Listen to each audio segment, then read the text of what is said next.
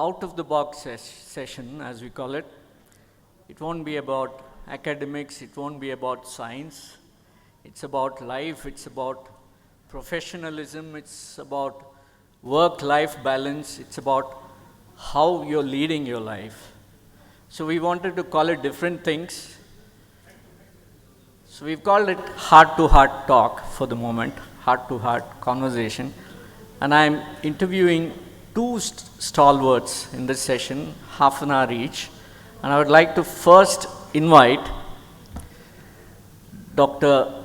Janakiram to the stage, please. Janaki.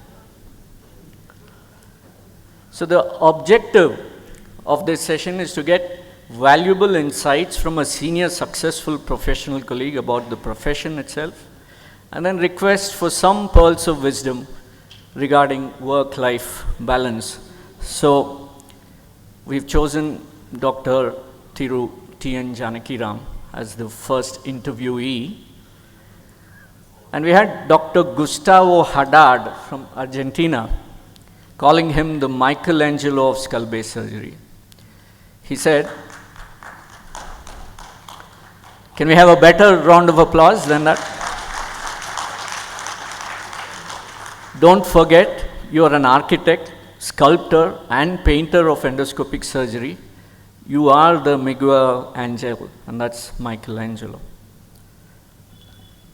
So the first question to you, Janki, is tell us about your childhood and upbringing, not everything about it, but some milestones that you would like to recall. So first of all, thank you for this wonderful session, out of the box thinking, and I think this is the first of its kind in AOICON. So I think I should thank all the academic team who actually framed it. Very nice, actually. So this is basically a TED talk for the juniors and also the upcoming ENT surgeons.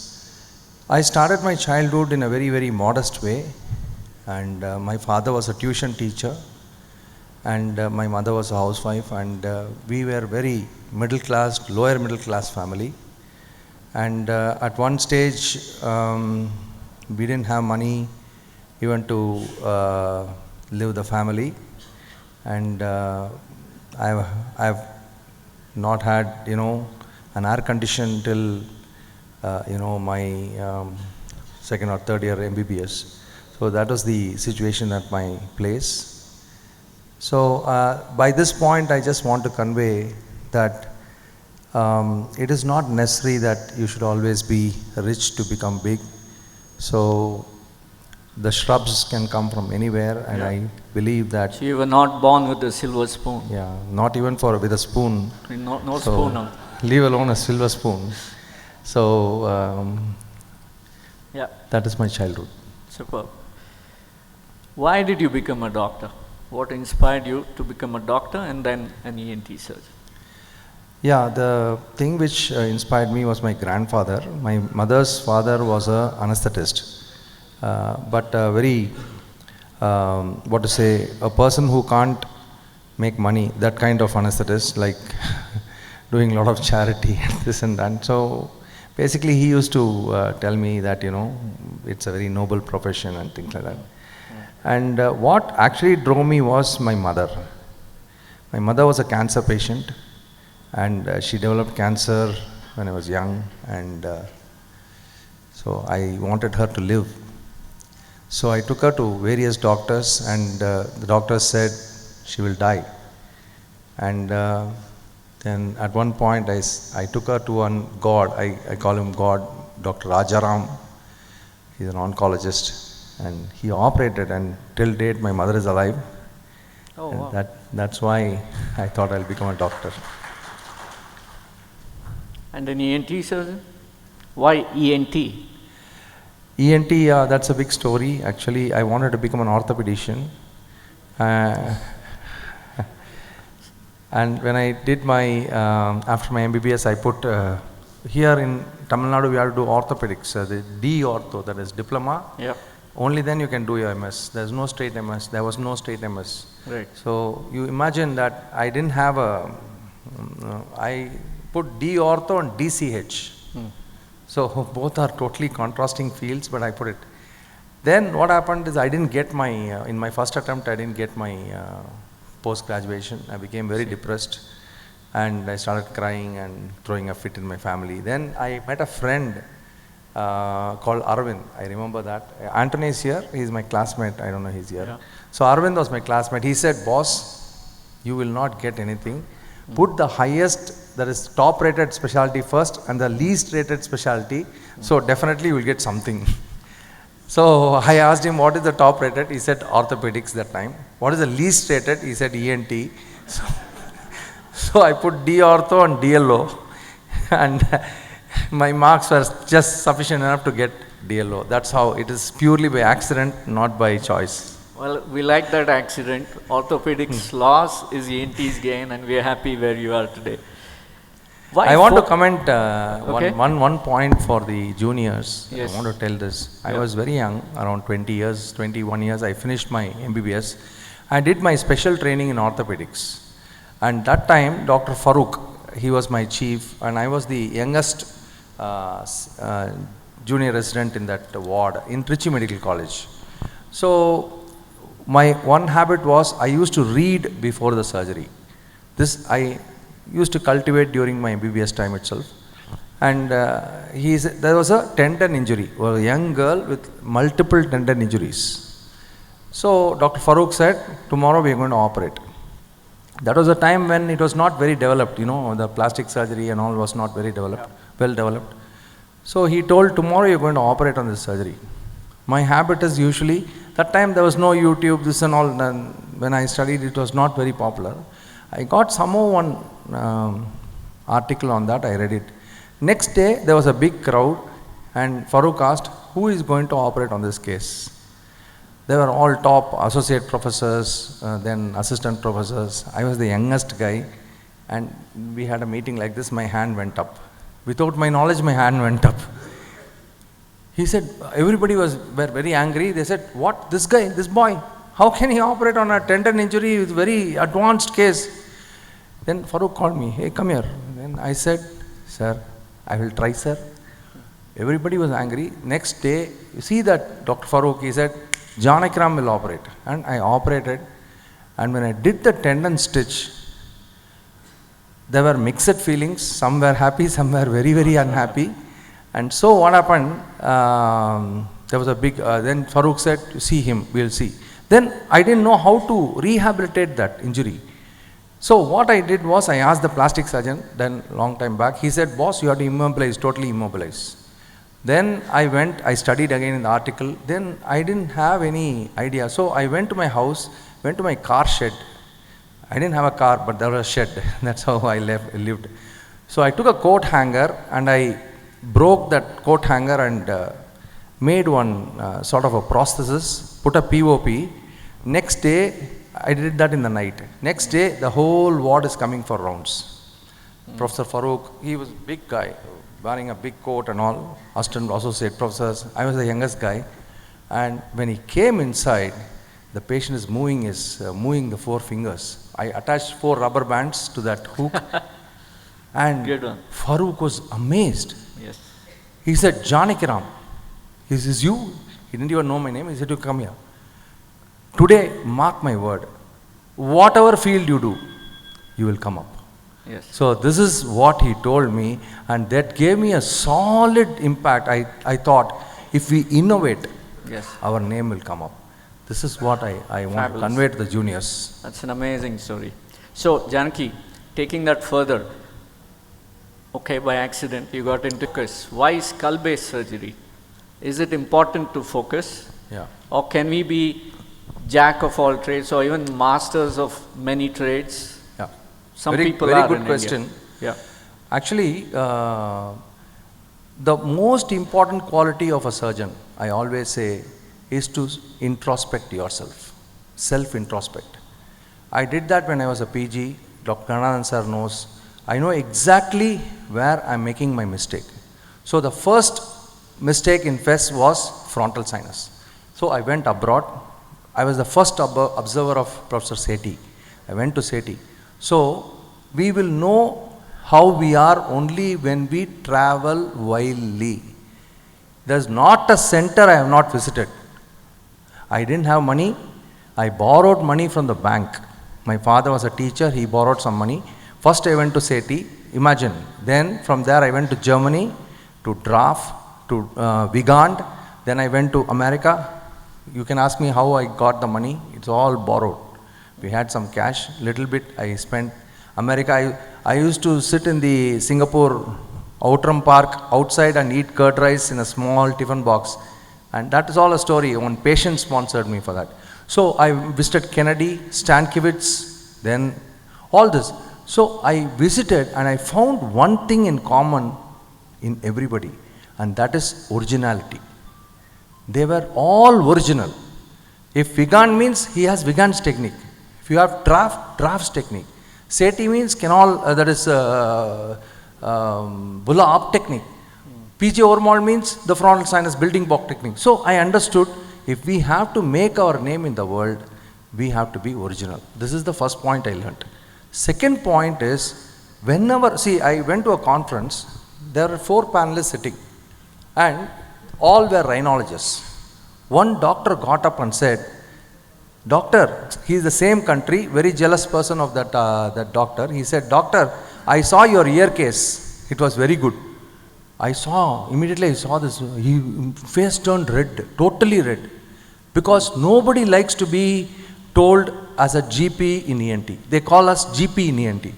So I was very clear, even though I was doing more work in ear, tonsil and all, I was very clear that even the first conference, I should not show my ear or only rhinology.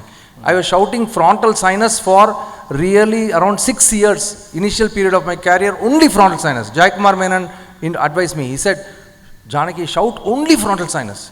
Then I started shouting only JNA. So this is only Focus. The one which took me up. Now I am showing master, but jack of all trades, master of one I cannot say, because I know Dr. Satish Jain. Satish Jain does everything and he is good in everything. So you can be that. But if you want to become popular abroad, they don't want a GP.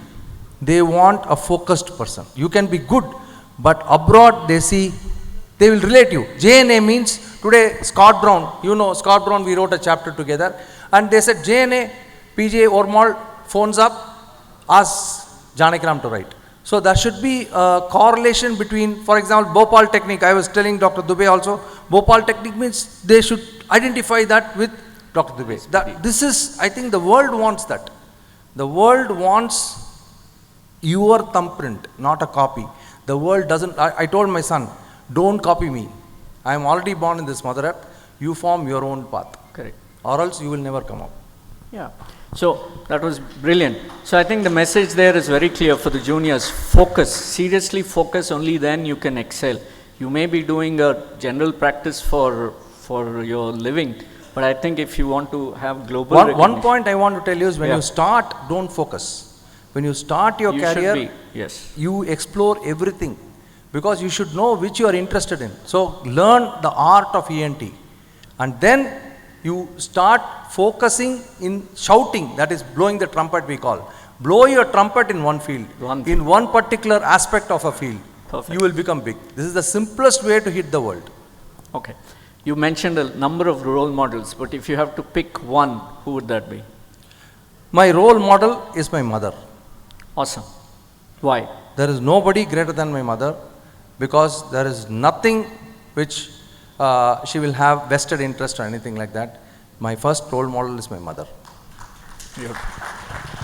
माँ के ऊपर कोई नहीं है मेरा. What about going abroad? You just said you should go around for training, for work, for residing there. This is for the PGs and junior consultants around here. Would you recommend that? Very good question. See, one thing, when I was in Madras Medical College, I used to compare myself with the next PG in Madras Medical College. So it was a small pond. Madras Medical College was a small pond. We compare among the frogs, compare among in the same pond. Then when you go to the state, we compare MMC with something. Then we compare with AIIMS Delhi or PJ Chandigarh. So you take Indian level, you compare. So I believe that today I always tell my juniors, you compare yourself with an Italian, you compare yourself with an American. I exactly know what is happening in Italy in rhinology right now. Even today I am updated. In Italy, what is Brescia doing, what is Napoli doing, I know. So I always believe that go and get trained and flow in the whole world. Then only you can say you are good. People say I am good because my teacher taught me well. No, no, no, no. You cannot say you are good unless you see the whole world. How does Amin operate? How does Karao operate? How does Anderson operate? You should see, number one. Number two, for work, there is nothing like India. Believe me, if you take your plab, whatever you take, I have seen, I don't know if people are there in London or anything like that, I have seen the whole world, 43 countries I have seen. I am telling you, there is no more opportunities than India. India is the land of opportunities. Number three is permanent residency. Believe me, if you are an Indian and you go to any other country and settle down, you are a second degree citizen. You are not the same second citizen. Second class, third whatever, class. I'm sorry, not degree, I don't know what it is. You have worked in London, everywhere. Stay in India, get trained abroad, come back to India, work for your motherland.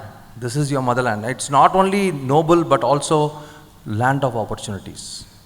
The next question. Awesome. And you should be proud to say, I am an Indian. Wherever you go, you say, I am an Indian. I always put my flag and say, if anybody for that matter, if Dr. Sunil Dutt presents very well abroad in Endo Milano or Masterclass or Congress, I say, see, an Indian does it. We should feel proud because an Indian should never talk ill about another Indian. Have that spirit of we are Indians. This is very, very important. So to the next question, Janaki. You're operating globally. You're helping a lot of not just ENT surgeons, neurosurgeons abroad do all these complex skull-based cases. Dubai, for example, Malaysia, Philippines, Brazil. Do you have a global medical license and indemnity insurance? How does it work? Yeah, one thing I'll tell you is for pre-COVID, I have operated in roughly around 40 countries. 40 countries I have operated. And all of them I operated in front of neurosurgeons. That is why I was not known to many ENT surgeons.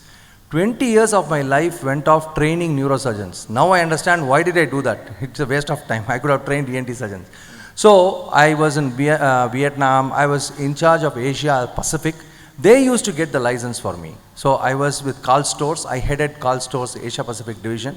And then I was in charge of Africa, I was in charge of Middle East, and slowly they also told me you take up Australia, and because I increased their sales by 126%. I know exactly the figures because I was acting like a medical representative. But I was operating. If I fail, their product fails. They will give a type 3 craniopharyngioma going into the ventricle and say you have to operate this case. And I will be walking on an electric wire operating in front of 500 neurosurgeons. I remember one very, very important conference. I went to Pakistan. Now I am going next month to Pakistan. There was a professor called Professor Sattar. Sattar is supposed to be such a big name in Pakistan. He is a neurosurgeon who owns several linacs, several scans, things like that. I was very small then, 10 years back. He asked me, hey, who are you? I said, I am from India. I am an ENT surgeon. ENT? How many pituitaries have you done? I said, boss, around 150. I have done 5,000 pituitaries. What are you going to teach me, man? I said, boss, I've been called by Karl Storz, that's why I have come here. Then he said, okay, go. I will see you. Then next day I operated. Believe me, this happened in Karachi, Pakistan. I remember, I'm going to the same place after 10 years. He said, I want to come to you as a resident, a chief neurosurgeon. He said, I will come to you as a resident. And that is what I always say, don't talk, your work will talk. Your work will talk, that's it. What about insurance? Insurance, they take indemnity, my company takes indemnity. Now in Dubai, I am playing it very, very, very careful. See, one thing I want to tell you, my dear friends, is that you might think that taking risk is dangerous. Believe me, it's called risk-reward ratio. If you do a DCR in Dubai, your name might not come up because everybody is doing a DCR. If you do a mastectomy in any place, you might not become big. But if you do something which will jerk the whole thing. Now I got a call from the embassy of UAE and the king called me because I did 3 or 4 cases which nobody in that region has done. So, but there is risk. You might go to jail, you might have your hand cut, that's all different. But it is the risk reward ratio you have. So unless you take risk, you will not get reward.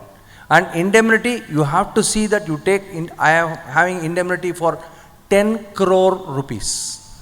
10 crore rupees I have taken indemnity.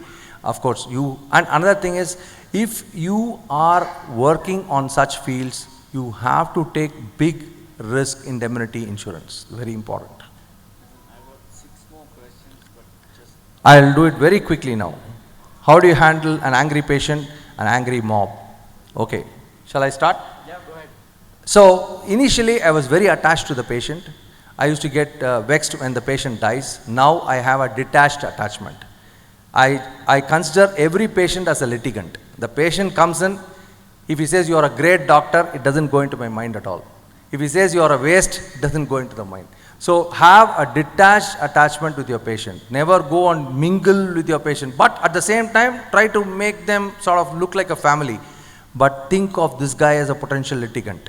Number 2, if he becomes angry, the most important thing is your papers should be perfect. Documentation. So your documentation, your consent form, you should see our consent forms. Unbelievable consent forms we have. We have video consents. I mean, Kasam asked me, do you take video consent? Yes. For every patient, we have huge hard disk now, collection.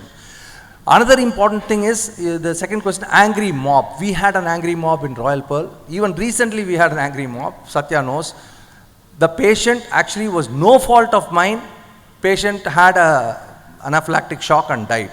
They carried dharnas. Fully they were down, Janakiram, down, nothing. You should have a good lawyer. So you should have a very good lawyer. Just phone, my lawyer said, do this, that's it. So it was settled down. If your papers are correct, nobody can touch you. If your consent is good, nobody can touch you. Death on table, yes, we have had. The problem in death on table is when the patient is from abroad. So we in Trichy get lot of patients from all over the world, from Philippines, Bangladesh. I remember one patient, I did a craniopharyngioma. He had a private jet. He came from Bangladesh to operate. I operated, patient died. Next day, patient died. Immediately, I knew this guy is going to... I had to go to Bangladesh next month to operate on neurosurgical meeting. In my place, I employed lot of thugs. Fully that what they call gundas or what they call bouncers. Bouncers. Complete. The whole hospital was full of bouncers, but dressed in OT dress. And I informed the local police. So we have to do all that because that guy is so influential. And when I went to Bangladesh, I informed the Bangladesh police. I am coming, take care of me. If I die, you are responsible. So I got everything in written. So this is all the risk you have to face. If you don't face risk, you are not taking risk. Very, very simple. So, and all these are video consents, yes, like you alluded to already. Yeah. Okay. Describe a typical TN Janakiram day in Trichy. I don't want abroad. Okay, morning, get up at around now or before?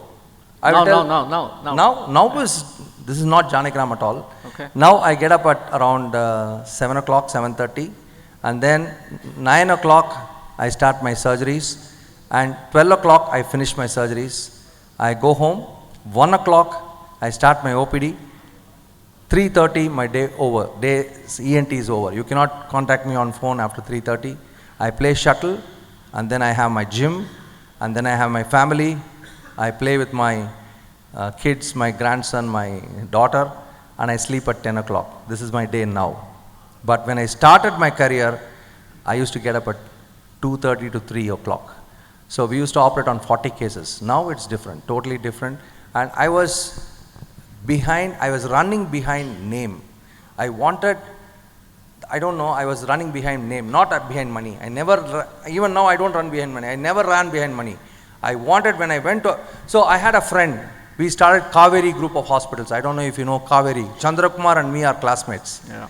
We started, and he said, I was one of the founder members of Kaveri. I know our investment was just 45 lakhs. Today it's worth 1,500 crores. We met in a flight. I asked him, what did you do? He asked me, what did you do? He said, he had 10 lakhs, I had 10,000 in my pocket. He said, I have earned 1,500 crores. I said, when I walk in America, 1,500 Americans will get up and clap for me. This is what I earned. So you have your own priorities. He had his priorities, I had my priorities. That's it. So, very quickly, social media behavior. Social media is a two-edged weapon. It can take you big, it can actually crash land you. But without social media, today you cannot survive. You have to, my business now, I should not say it's business now, I'm an entrepreneur. I have run 4 hospitals, I'm expanding more next few years. My business, 30% of my business runs through social media. So you can't be without social media. Your academic work, you've published extensively publications, chapters. Yeah. So this is one thing which I was always thinking about. If you want to become big worldwide, in India you can become big just by doing good work. But if you want to be having a flair, the top 10 billboards, you have to be that, then you have to publish. And you have to write books. And these books should not be in some local publications. I always say, don't go. JP came to me several times. I said, sorry boss, we go, not for Janakiram. So you publish it in something where it will cross the 3 oceans. I always say your book should cross the 3 oceans. And these books are read. If you go to Russia, I know, I have been to Portugal, everywhere in the world, South America, Chicago, I have gone to Iowa. They read JNA book. They read the pituitary book. This is one of the bestseller, the cadaver dissection book in China. It's been translated in 14 languages. So this should be your aim as a young. So if you want to become big in our country, don't think about your number 11 gully. People say, "Arey Trichy, why did you start practice in Trichy?" I said at the age of 27, what is wrong in Trichy? When I look up, it is Arctic. If I look down, Antarctic. This side is America, this side is China. What is wrong in Trichy? This is the center. I am standing in the center. Everybody has to come to me. This I told at 27 years. I didn't think about metro city or this or that. It is nothing. The place doesn't matter. Your work has to speak. That's it. So Janaki has a chapter in the 9th edition. It's coming of Scott Brown on JNA. And that is co-authored by none other than our sweet Dr. Professor Sunil Narayan Dutt. I asked us, see, when I write in some books like this, we should have the best people writing it. So I asked his help because he is the fantastic, writer, skills and things like that. So he gave me a lot of inputs and the chapter is being published. Okay. So thank you, sir. The interviewee is you, not me. So the next question is about you as a person. In our opinion, ENT in India, you're flamboyance personified. You walk the talk, you talk the walk, you have a global fan following. There's a Janaki calendar. Are you all aware of that?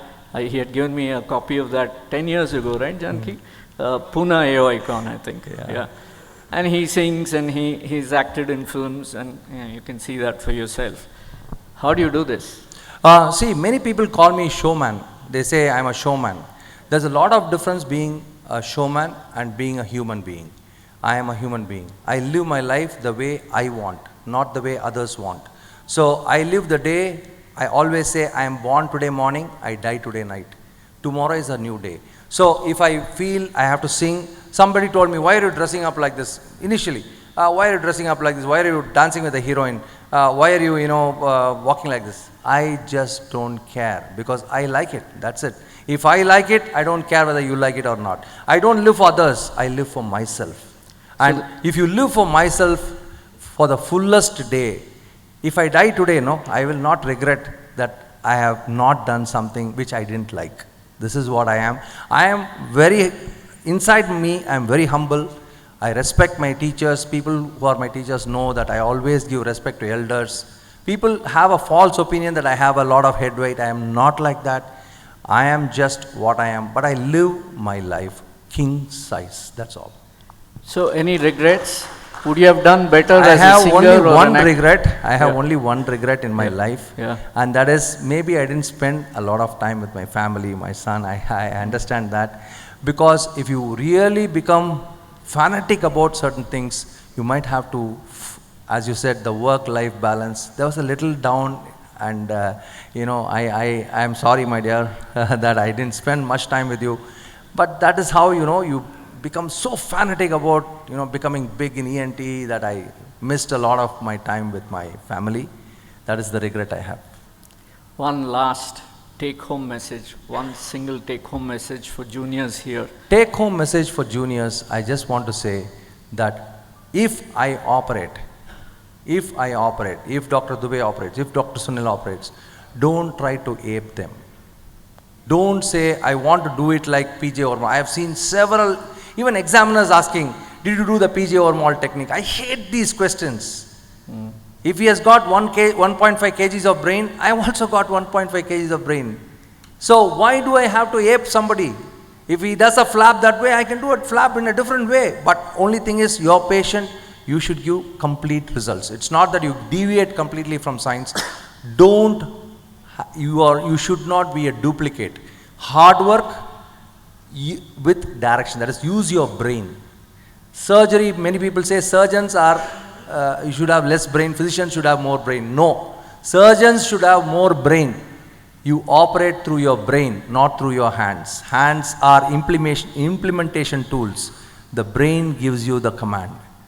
Thank you very much. So ladies and gentlemen, half an hour is not enough to interview a person like Janakiram. I'm sure you gathered that.